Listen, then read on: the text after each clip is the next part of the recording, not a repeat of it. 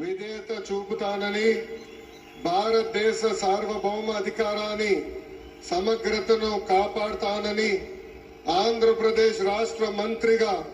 నా కర్తవ్యాలను శ్రద్ధతో అంతర్గత శుద్ధితో నిర్వహిస్తానని, భయం గాని పక్షపాతం గాని రాగద్వేషాలు కానీ లేకుండా రాజ్యాంగాన్ని శాసనాలు అనుసరించి ప్రజలందరికీ న్యాయం చేకూరుస్తానని